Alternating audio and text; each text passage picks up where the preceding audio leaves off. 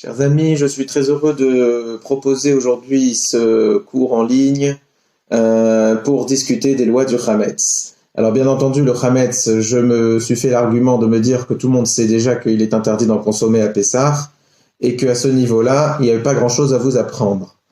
Nous allons donc essayer de comprendre déjà la gravité et l'importance de cet interdit. Cela nous permettra de comprendre qu'en vérité, il n'y a pas qu'un Hametz à proprement parler. La Torah n'a pas dit une seule fois, n'a pas groupé en un seul interdit toutes les consommations possibles du Hametz. Et nous pouvons aussi se poser les questions suivantes. Est-ce que le Hametz à l'intérieur d'un médicament pose le même problème qu'un Hametz que le pain? Est-ce qu'un Hametz caché à l'intérieur d'un rouge à lèvres ou d'un produit ménager ou d'un produit de vaisselle est à traiter de la même façon? Et qu'est-ce qu'il en est des animaux qui eux aussi doivent continuer à vivre et pourtant quelquefois leur nourriture est basée sur du Hametz? Alors une étude commence souvent par un verset. Nous avons le verset du Hametz qui nous dit Ki kol ochel Hametz venicheta, celui qui mange le Hametz pendant les 7 jours de Pessah, donc il sera retranché. La punition du retranchement, c'est karet en hébreu, c'est la même que celle de Kippour. C'est la même que celui qui est réservé à celui qui transgresse le jeûne de Kippour. Il y a dans cette punition 3 composants. Le plus difficile d'entre eux, c'est la perte de la vie qui s'arrête à l'âge de 60 ans. Cela est pour ceux qui consomment le Hametz. Il faut quand même dire que cela est pour celui qui le fait de manière volontaire. Il sait que Pessah est aujourd'hui, il sait que cet aliment est Hametz ou contient du Hametz, et il se laisse tenter pour consommer ce pain. Alors bien entendu, il est dans le cadre de la répression de cette avéra, karet. Elle est transgressée. Celui qui le fait de manière involontaire, il ne sait pas que c'est Pessah, ou bien il ne sait pas que du Hametz est contenu dans la nourriture qu'il consomme, il n'aura qu'à amener un sacrifice et pas la même gravité de transgression. En plus de cet interdit, la Torah nous dit que même une particule de Hametz, pas seulement une consommation, mais même une particule d'un Hametz est déjà répréhensible, interdite à la consommation à Pessah. Et là, il faut s'arrêter un instant, car dans toutes sortes d'interdits qui existent dans la Torah, comme la viande pas cachère, le mélange du lait et de la viande, si une particule se retrouve, une particule de viande, je dis une particule, ça veut dire une mesure quelconque de viande se retrouve à l'intérieur du lait, on connaît tous le principe qui veut que si le goût n'est plus là, la particule s'annule. Le plat n'est pas interdit dans tous les cas. Pour le Hametz, c'est interdit. C'est, même avec une particule, interdit à le consommer. Donc pendant Pessah, interdit de le consommer, interdit de le manger, 30 grammes, une vraie consommation, et même la particule est interdite. Et cette particule est interdite même si elle va se mettre à l'intérieur d'un mélange. Nous avons parlé jusqu'à présent de la consommation de celui qui mange du Hametz. Cependant, nous l'avons dit, ce grand interdit, cette mitzvah, cet interdit du Hametz comporte deux autres points de transgression. Il est aussi interdit d'en tirer profit. Je n'ai pas le droit, par exemple, de le donner à mon animal, même si moi je ne le mange pas. Vous allez me dire, ça ne change rien, mais c'est ça l'interdit du Hametz, c'est de ne pas en tirer profit. L'interdit ne s'arrête pas là, car il y a 2 autres mots que vous avez sûrement déjà entendus, qu'on appelle Balirae et Balimatse. Je n'ai ni le droit de le voir, ni le droit de le trouver. Il n'y a pas d'interdit sur les yeux. Je n'ai ni le droit d'en posséder, c'est simplement l'interdiction d'en posséder qui est redoublée dans ces 2 termes, Balirae, Balimatse. L'interdit, lui, c'est bien de ne pas en posséder, c'est-à-dire que même si dans ma maison, pendant toute la fête, personne ne peut en toucher, il est inaccessible, le Hametz, et à la limite, il n'y en a même pas dans ma maison, si je possède du Hametz, j'en transgresse une partie des interdits du Hametz. Je ne serai pas coupable de punition, mais la Torah ne veut pas qu'on en possède non plus. Si je suis propriétaire d'une maison de vacances et que dans cette maison de vacances, j'ai consommé du pain et qu'aucune recherche n'a été faite pour en ressortir les miettes, j'en possède aussi. Ce dernier interdit de ne pas posséder du Hametz est particulièrement intéressant et il pose relève plusieurs questions. Quel est le Hametz que je n'ai pas le droit de posséder? Prenons par exemple un médicament dans lequel, dans sa composition, se retrouve un ingrédient Hametz. Est-ce que là s'applique l'interdit de ne pas posséder? Ça voudrait dire que je dois sortir de chez moi tous les médicaments, ou je dois vérifier la composition de tous les médicaments pour voir si je ne possède pas si l'un d'entre eux n'a pas du Hametz et si de sorte à ne pas le posséder pendant Pessah. Même chose pour les produits ménagers, même chose pour un rouge à lèvres qui est quelquefois, ou par exemple un des produits, l'amidon qui provient du blé, se retrouve très souvent dans des cols ou dans d'autres compositions. Et même moins compliqué, la vaisselle non pessartique, la vaisselle de chaque semaine, elle est aussi quelquefois encore avec un petit peu de Hametz à l'intérieur. Alors, ce goût du Hametz à l'intérieur, qui pourrait ressortir dans un autre plat, si on l'utilise, il est interdit à être mangé aussi. Est-ce que j'ai le droit de posséder cette vaisselle? Donc, cet interdit de ne pas avoir à consommer quelconque miette, de ne pas avoir à posséder quelconque grain de Hametz, est certainement le plus long et le plus difficile et le plus intéressant à étudier. En hébreu, c'est le baliré ou balimatsé. Pour y répondre, nous devons en réalité prendre le temps d'expliquer qu'il existe, si on peut dire ainsi, 3 sortes, au minimum, 3 différentes sortes de Hametz. Il y a bien sûr le Hametz. Qu'est-ce que c'est que ce Hametz? Le Hametz, c'est un produit issu de l'une des 5 céréales que l'on utilise en forme de blé ou qu'on l'utilise en forme de grain, dans lequel serait en contact avec de l'eau. L'association de ces deux choses, le blé ou la farine de blé, ou l'une des 5 céréales, et l'eau, va permettre une fermentation, ce qui va rendre le blé ou la farine en pâte qui deviendra Hametz. Bien sûr, si l'eau est remplacée par un autre liquide, donc un jus de fruits, un jus de raisin, selon les sages, semblerait que ça ne se rend pas Hametz. Il y a une très grande crainte qu'un goutte d'eau se soit mélangé à ce jus de fruits. C'est ce qui va faire qu'on n'utilisera pas, on ne fera pas de gâteau ou de confection de farine associée à un jus de fruits, car on craint que effectivement une goutte d'eau se soit mélangée dans ce jus de fruits. Quoique les séfarades sont un petit peu plus faciles avec cela, c'est ce qui s'appelle matzah ashira. Mais le Hametz, pour revenir sur sa nature, c'est donc un produit issu des 5 céréales, farine ou grain de blé, qui est mis en contact avec de l'eau. Ça, c'est notre premier groupe, c'est le Hametz connu de tous, la pâte, le pain, les panzani. On peut l'avoir sous forme de bière, c'est-à-dire que là, c'est un liquide qui est resté dans de l'orge.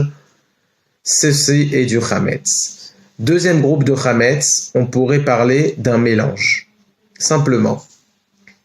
Mélange, donc 2 choses sont nécessaires. L'une est autorisée à Pessah, c'est un légume. Mais dans ce légume, ou une autre nature, dans cette autre nature, autorisée à Pessah, nous avons introduit un petit peu de Hametz dans sa confection. Ça s'appelle un mélange de Hametz. Ça peut, à ce niveau-là, ouvrir un spectre très très large. Car on peut avoir par exemple de l'amidon qui est du blé, qui provient du blé, qui se soit mélangé dans n'importe quelle composition. Et cette composition s'appellerait un Hametz mélangé. Donc autre chose, d'une autre nature, mélangé au Hametz.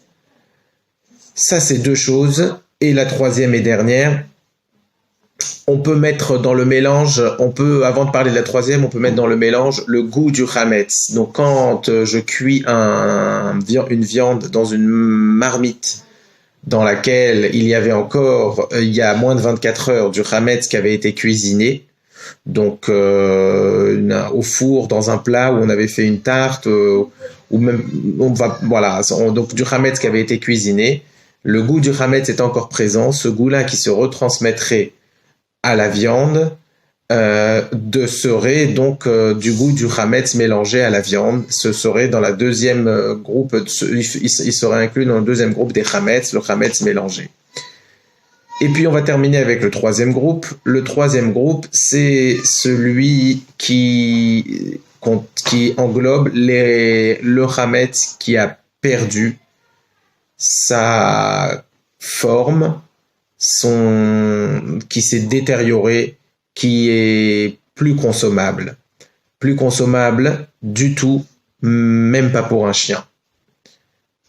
Ce chametz, donc même du pain, est déjà plus s'appelle chametz noukché en hébreu, ou même un mélange de chametz, donc un produit, un légume dans lequel on a eu un chametz qui s'est introduit, qui par la suite a perdu son goût, où on l'a détérioré, où on a ajouté encore un élément qui a fait que tout le goût du chametz a perdu sa force et son intensité et son arôme.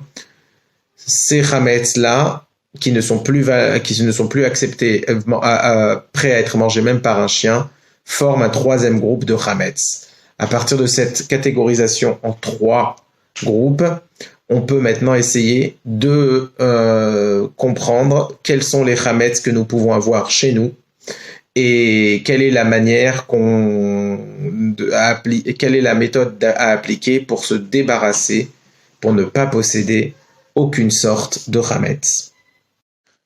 Commençons donc par donner les règles d'application pour ne pas posséder, donc on a dit, pour ne pas transgresser l'interdit de posséder, pour le vrai chametz, celui qui était en premier groupe. Évidemment, tant qu'il est encore du vrai chametz, je n'ai pas le droit d'en manger, ça va de soi, ni d'en tirer profit, c'était déjà dit. Mais là aussi, je me dois de le sortir de chez moi, je me dois de ne plus en posséder. Il n'y a pas d'autorisation, c'est sur cela que s'appliquent en tout premier les trois interdits de la Torah, ne pas en manger, ne pas en tirer profit et aussi ne pas en posséder. Concernant le chametz, un mélange avec du chametz à l'intérieur. C'est là où, comme on a dit, il y a beaucoup de choses qui peuvent avoir un ingrédient chametz à l'intérieur de leur confection. Il faut savoir que si c'est différent quand ce mélange s'est produit. Confectionné avant Pessah et pendant Pessah, on n'appliquera pas les mêmes lois. Si le mélange s'est fait avant Pessah, dans ce cas-là, je n'ai pas le droit d'en manger, je n'ai pas le droit d'en tirer profit non plus pendant la fête, mais j'ai le droit de le garder chez moi. Par contre, si ça a été fait pendant Pessah, le mélange s'est produit pendant Pessah, donc une graine de mon plan de travail qui se mélangerait avec mon aliment, alors là, je n'ai pas le droit ni de le manger, ni de le garder, ni d'en tirer profit. Donc, c'est véritablement là où il faut s'arrêter. Si ça a été fait pendant Pessah, il faut donc prendre le soin de bien se rendre compte que le mélange, même une graine pendant Pessah, rend inapte à la consommation l'ensemble de la préparation alimentaire. Tout devient interdit. C'est pour cela qu'on va très bien nettoyer les plans de travail. C'est pour cela que quelquefois on va prendre garde de ne jamais poser notre aliment pessartique sur un plan de travail ou sur une table qui, elle, n'est pas pessartique, de crainte qu'il y ait une particule. Et cette particule se mélangerait. C'est pour cela que les vaisselles de Pessah ne sont utilisables, que les vaisselles de la semaine ne sont utilisables pour Pessah qu'après cachérisation. car il y aurait du mélange. Il faut absolument passer par la cachérisation, et quand la cachérisation n'est pas possible, on n'utilisera pas cette vaisselle pendant Pessah. On fera sans, ou on achètera une nouvelle. C'est véritablement ici, dans ce mélange, où se joue beaucoup de fois où il est très important de faire attention.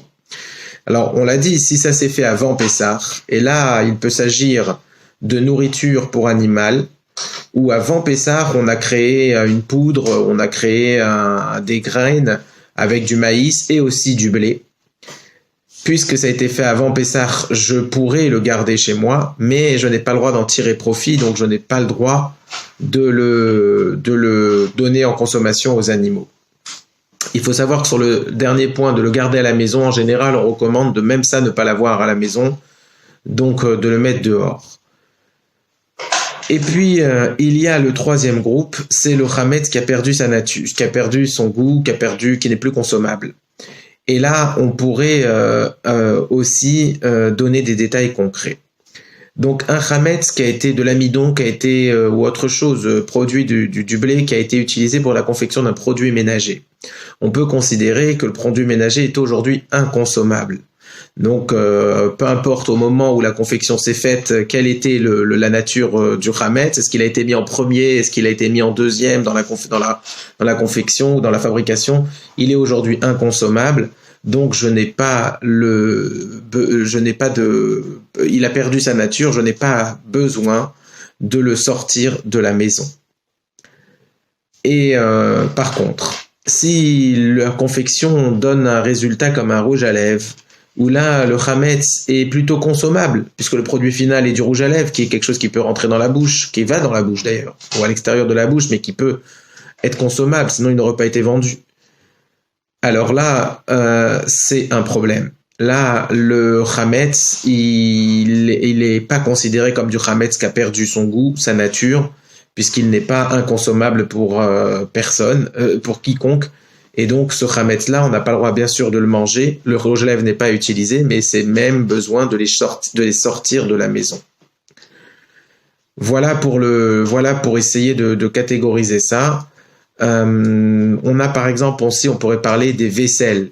Alors ça, c'est déjà dit, mais on pourrait parler plutôt des plats, des repas qu'on a dans le congélateur, qui ont été cuisinés dans une vaisselle chametz.